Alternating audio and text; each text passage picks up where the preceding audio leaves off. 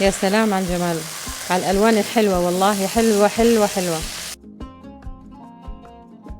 هذه الوصفة استاهل تقولوا لي عليها الله الله الله عليك يا معمر.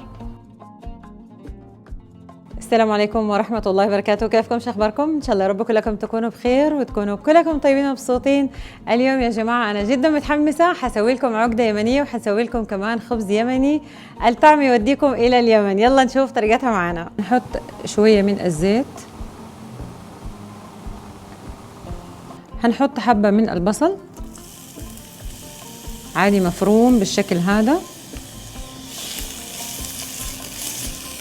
هنبدأ ننزل بالثوم يا دوبك بس حمسة خفيفة.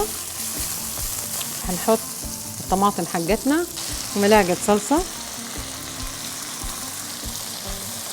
عندنا فلفل أخضر، عندنا كمان فلفل أحمر، وعندنا كمان فلفل أصفر. تقدروا تحطوا كله أخضر، تقدروا تحطوا كله أحمر، المتوفر عندكم.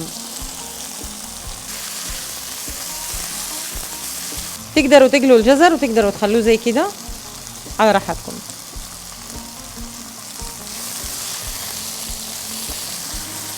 نحمس كل الخضار مع بعض.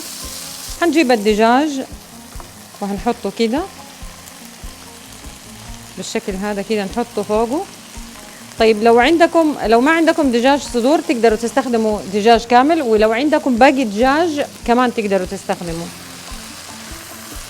وهنبدأ نحمس كله كده مع بعض. يا سلام على الجمال، على الألوان الحلوة، والله حلوة حلوة حلوة. هنبدأ دحين نحط البهارات. البهارات إيش هي؟ الكزبرة، شوية من البهارات المشكلة، شوية من الكمون، شوية من البابريكا، وشوية من الكاري، وفلفل أسود، وحنظبط الملح حسب الرغبة بالشكل هذا. تقدروا كمان تحطوا واحد فلفل حراق كده يا جماعة، هيديكم طعم جميل جدا. هنحط البطاطس قطعناها وقليناها بالشكل هذا، بسم الله، ونقلب كده مع بعض. خلاص الخبز اليمني، أول حاجة مدينا نستخدم نص أبيض ونص أسود، ومدينا نستخدم كله أبيض.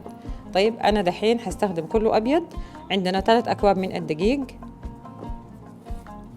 بالشكل هذا، شوية من الملح سنة، هنحط عليهم شوية من الحليب بالشكل هذا، هنحط كمان ملعقة من الخميرة الفورية، وهنبدأ كده كله نقلبه مع بعض. نحط الموية بالتدريج زي ما عودتكم دايما كده. خلاص نحن عجناها، هنغطيها ونسيبها ترتاح ونرجع لكم.